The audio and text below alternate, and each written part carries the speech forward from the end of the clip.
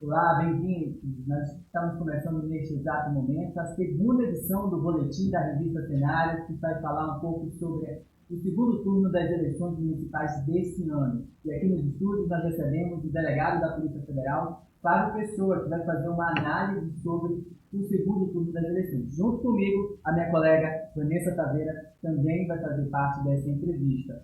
Bem-vinda, Vanessa. Bem-vindo, delegado. Bem-vindo.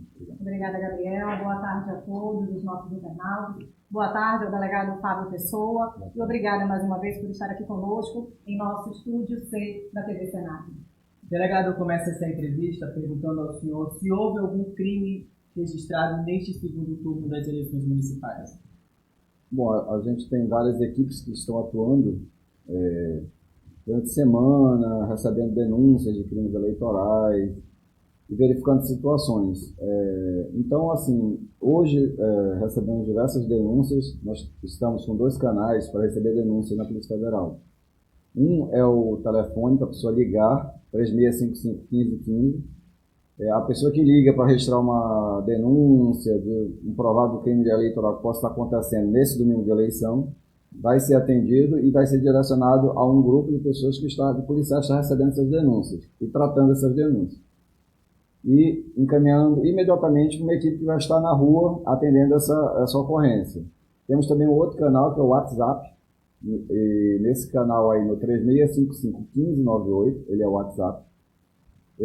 Aquele cidadão que verificar uma possível compra de voto, um possível transporte de eleitor, pode fazer a filmagem, registrar com fotos, encaminhar nesse canal que eu acabei de mencionar, e essa denúncia vai ser encaminhada também para uma das equipes que estará atendendo. Então, temos diversas equipes, né, que estão atuando nas ruas, na cidade, no dia de hoje, desde cedo, desde as 6 horas da manhã que estamos lá, várias equipes atuando, equipes de drone, atuando conjuntamente com as outras equipes de terra, para apurar eventuais crimes eleitorais que possam estar acontecendo.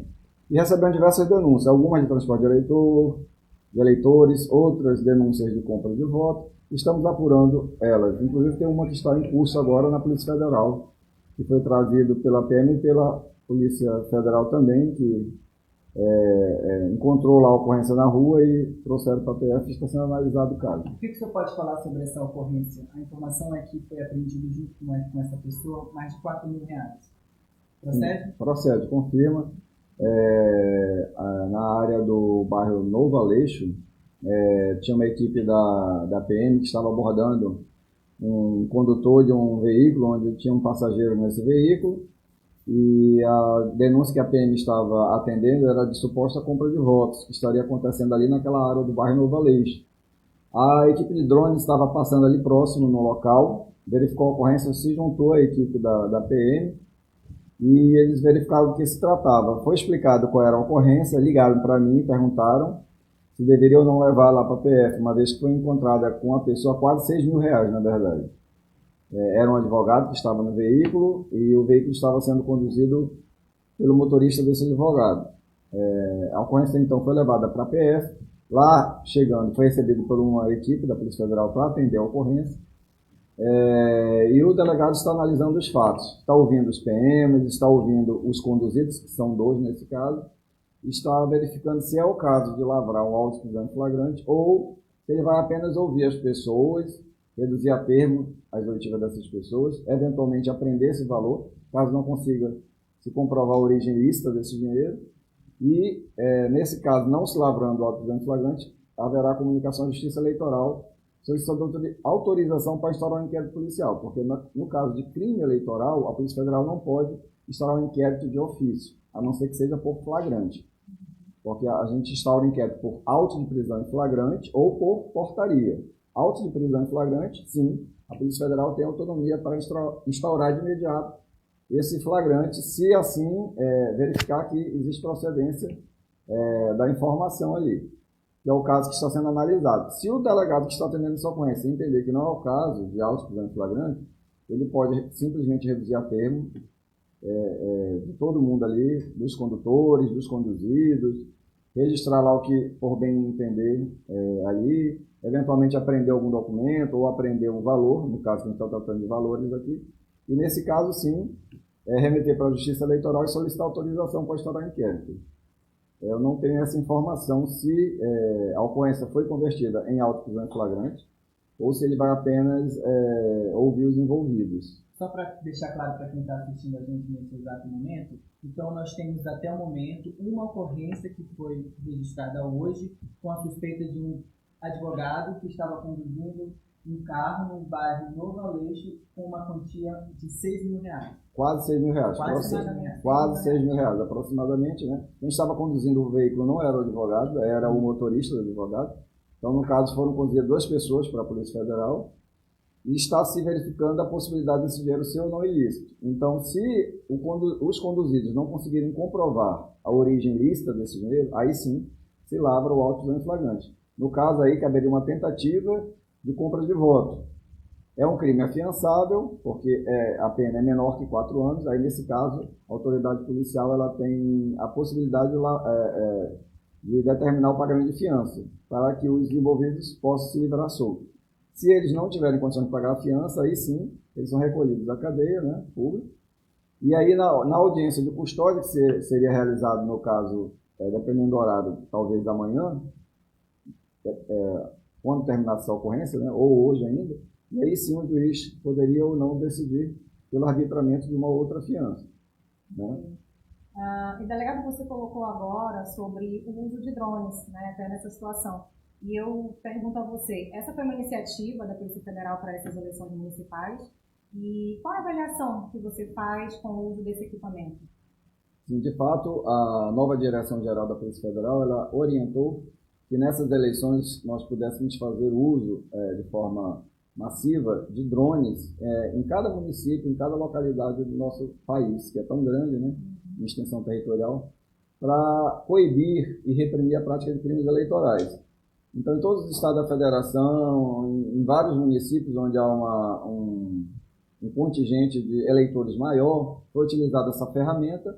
E a gente observa, assim, de norte a sul, muito êxito nessa ferramenta que está sendo utilizada e com certeza ela veio para ficar. Porque é uma ferramenta dinâmica, a gente consegue, naquela denúncia que possa chegar à Polícia Federal, dizendo que em determinado local possa estar ocorrendo compra de voto, a polícia não pode entrar em qualquer lugar, né? A não ser que tenha um mandado expedido pela Justiça. No caso, a gente está tratando de eleição e justiça eleitoral. Então, numa denúncia que chega até a Polícia Federal, dizendo que algum local está sendo utilizado para a compra de votos ou para a produção de alguma coisa ilegal relacionada às eleições, com o uso da ferramenta do drone, por exemplo, a gente pode fazer um sobrevoo naquela residência e verificar se há movimentação de pessoas, uma movimentação estranha ou atípica, ou se a casa vai estar fechada e não vai configurar ali a denúncia. Então, é extremamente útil a ferramenta do drone. Além do que a gente pode destacar aqui com a questão da pandemia, a necessidade de um certo distanciamento social, né?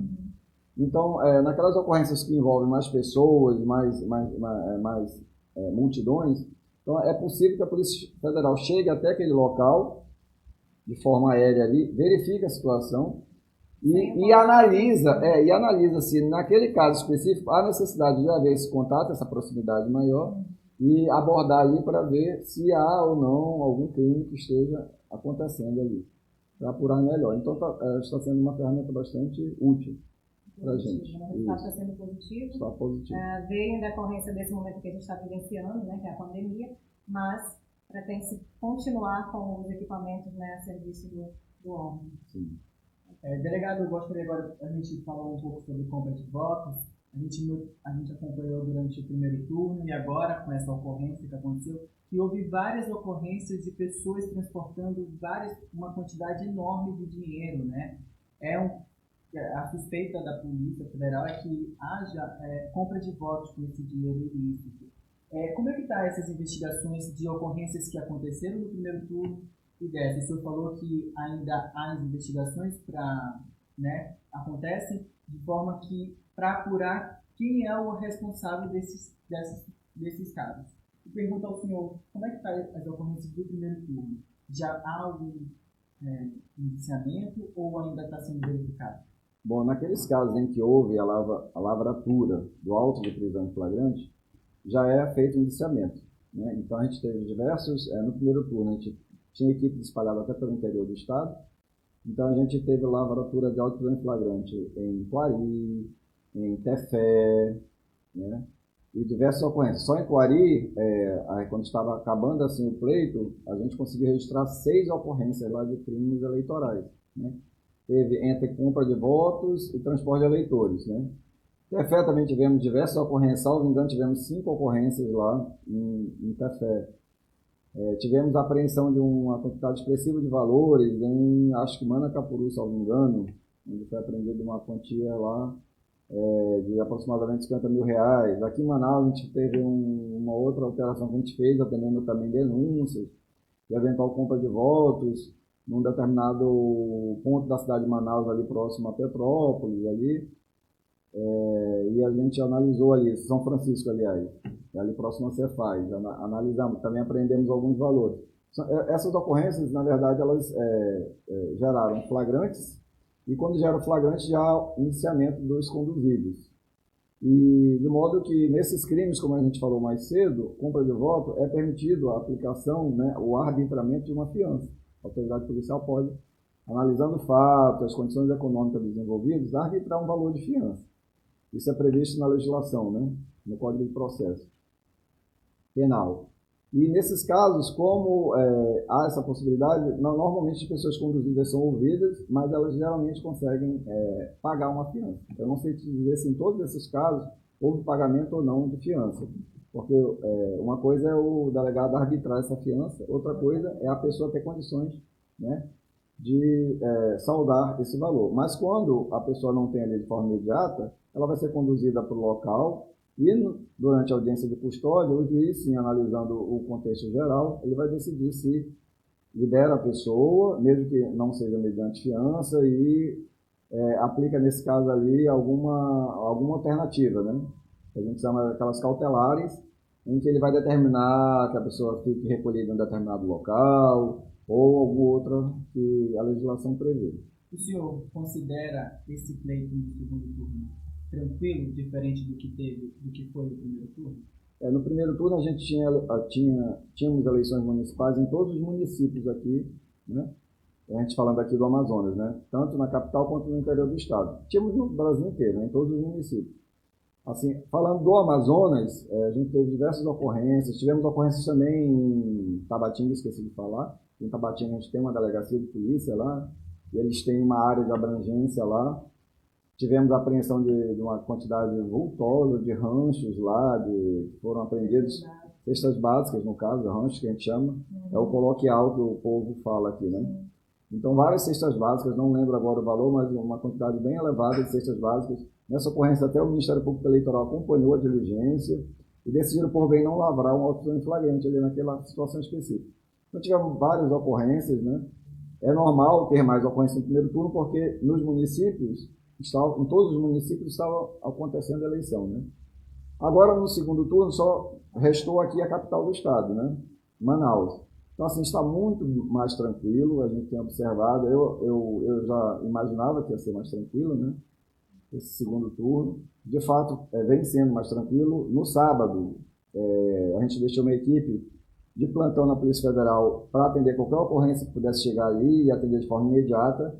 Então, a pessoa ficou lá 24 horas à disposição, lá uma equipe grande, para atender as ocorrências, porque geralmente na véspera da eleição é quando se tem distribuição de ranchos ou de cestas básicas, há às vezes distribuição de gasolina, não consegue se comprovar que aquela gasolina ou aquele combustível tem a finalidade ali, de fato, de ser usado porque é vinculado a um comitê eleitoral específico para aquelas pessoas que estão trabalhando, às vezes não se consegue. Então, geralmente tem muitas ocorrências desse tipo na madrugada, né, na véspera da eleição, no sábado.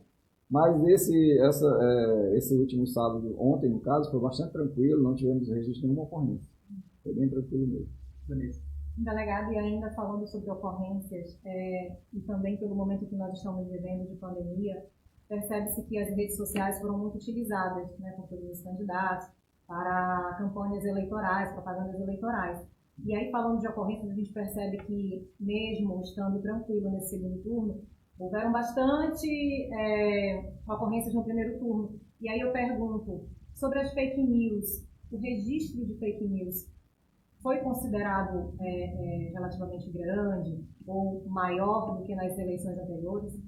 Eu lembro que na eleição municipal passada, a gente teve assim, uma enxurrada de fake news, né? Os candidatos estavam utilizando as redes sociais ali de forma assim, mais contundente, né? Até na eleição presidencial passada também, né? Tínhamos aí candidatos a deputado, etc. Então, na eleição passada, na verdade, que não era municipal, mas as gerais, né, para presidente, deputado, etc.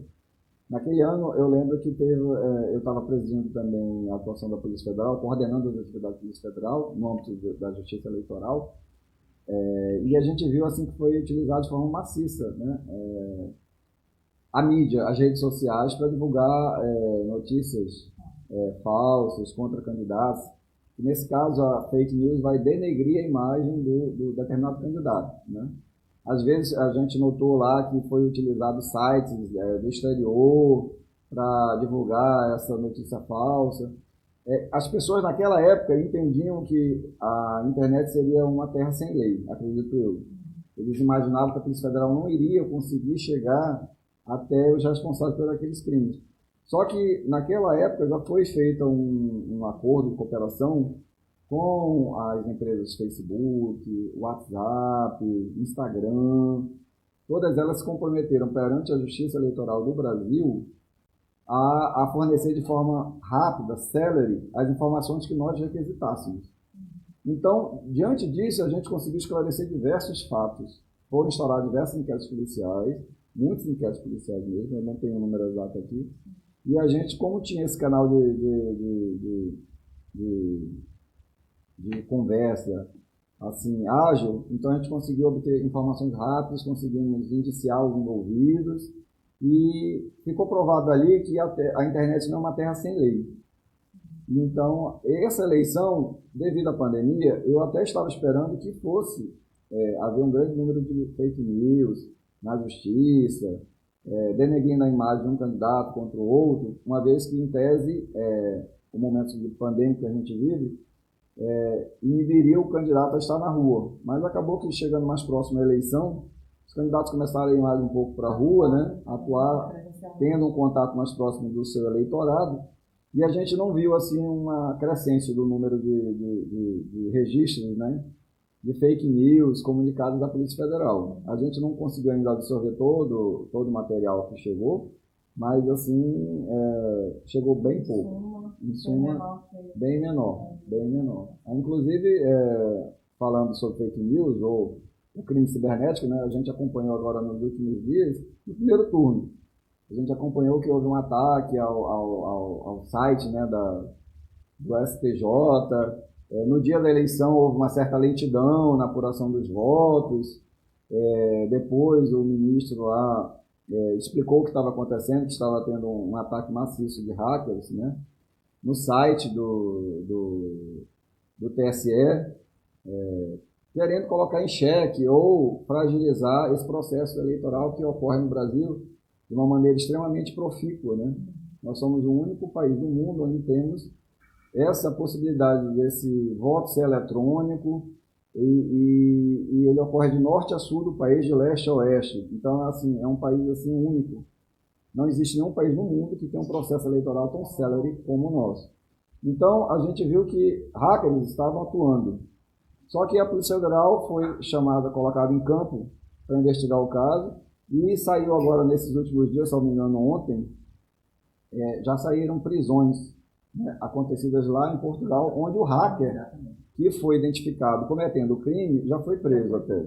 Então ocorreram buscas aqui no Brasil e na Europa e inclusive para a prisão do responsável por esse ataque. Então a gente consegue ver de maneira bem clara que a internet não é terra sem lei e que a pessoa não pode apenas fazer aquilo achando, se valendo aquele anonimato que ela está ali naquele momento, porque tudo deixa rastro, né? Delegado, você tocou num ponto muito importante. Hoje, o presidente Jair Bolsonaro, quando foi votar, mais uma vez defendeu o voto impresso, mas o senhor falou que a urna eletrônica ela é segura. No seu ponto de vista, o Brasil avança muito e dá um exemplo para o mundo do nosso sistema eleitoral, o quanto ele é seguro já que a gente já sofreu, né, com essa invasão no primeiro turno, o próprio site do Tribunal Superior Eleitoral sofreu com essa invasão, mas nada afetou diretamente os votos, né? Estão comprovando que a eleição brasileira é segura? Sim, desde que esse método de votar foi implementado aqui pela Justiça Eleitoral do Brasil, sempre se questionou, né? As pessoas têm dúvidas se esse voto que é feito na urna eletrônica é seguro ou não, se há como fraudar. Assim, eu posso lhe assegurar que diversas denúncias já chegaram no Brasil, de norte a sul, de leste a oeste, colocando em xeque, ou tentando colocar em xeque a credibilidade desse voto eletrônico. E nunca se chegou a comprovar a procedência de nenhuma informação, nunca. Isso é sempre colocado, a Polícia Federal é chamada a cada eleição para testar essa urna eletrônica, para validar, né, aquele sistema que está sendo implementado naquele ano, e nunca se chegou a comprovar nenhum tipo de fragilidade. E eu digo por que a urna é tão segura. Porque o voto, apesar de ser eletrônico, a urna ela não está vinculada à internet. Então não há como um hacker pegar aquela urna daquela escola, daquela seção, naquele bairro, naquele localzinho ali, e acessar os votos, porque a urna trabalha de forma offline. Eu não sei se as pessoas sabem disso, ou a maioria das pessoas sabe.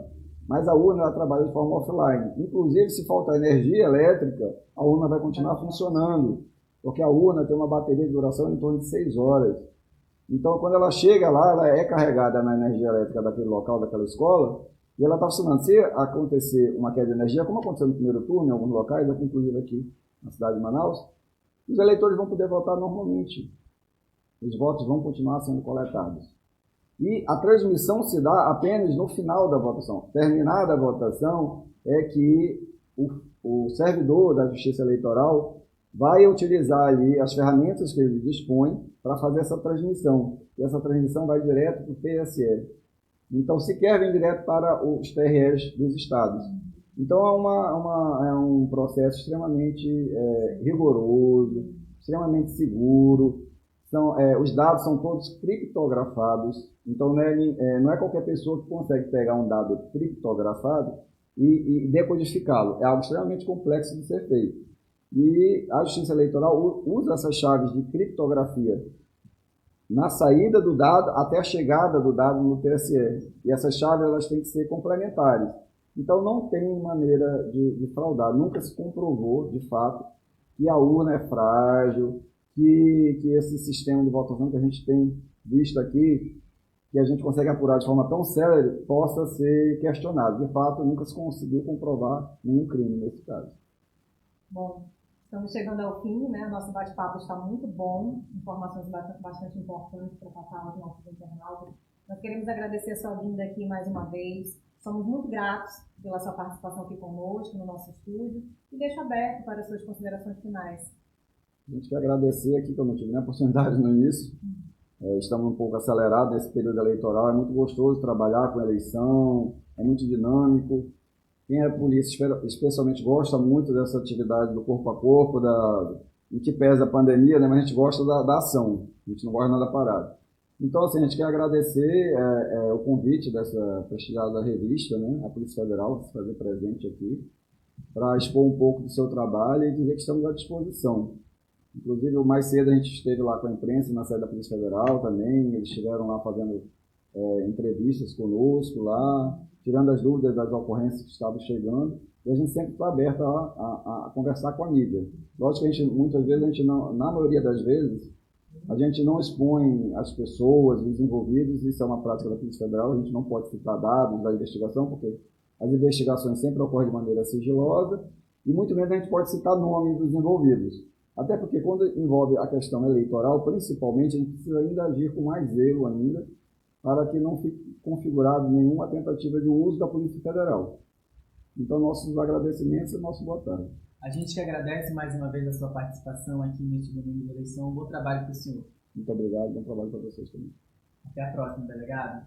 E a gente continua ainda o boletim da revista Cenário, porque a nossa equipe acompanhou a votação do governador do Amazonas, Wilson Lima, que disse em entrevista coletiva que a partir de amanhã a sede do governo já vai estar aberta para receber o novo prefeito.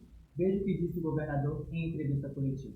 Bom, a nossa expectativa ela está sendo correspondida, que é de um pleito tranquilo. Ainda há pouco eu acabei de conversar com o Coronel Bonatti, nosso secretário de Segurança Pública, e o pleito corre dentro da normalidade. Nenhum episódio que pudesse ter tanta relevância. A maioria dos crimes relacionados à questão da lei seca e outras práticas que são comuns desse período. Então a gente espera que o dia de todos se transcorra dessa forma. Durante o primeiro e também o segundo turno, eu me mantive muito ocupado com as questões do Estado, principalmente na área de saúde, e é assim que eu tenho mantido essa postura. Inclusive no meu partido eu liberei para que os candidatos pudessem, os eleitos e também os candidatos pudessem escolher aquele candidato a que apoiasse, né? Deixei isso livre, mas amanhã eu estarei de braços abertos para receber o próximo prefeito de Manaus, para que a gente possa já começar a construir as estratégias para o ano de 2021. 2019 e principalmente 2020 foram anos difíceis para Manaus, sobretudo na questão da infraestrutura, do transporte coletivo, da questão da segurança, e aí é importante que haja essa parceria por parte da Prefeitura com o Estado para que a gente possa avançar nessa cidade. Bom, a avaliação muito positiva, apesar de ser um processo eleitoral diferente de todos aqueles que a gente já havia participado por conta da pandemia. Houve uma limitação muito grande das ações de campanha e a gente atravessou esse momento com uma certa tranquilidade. Mas, enfim, no final, o cidadão pôde garantir aí, o seu direito de ir às urnas, né, de escolher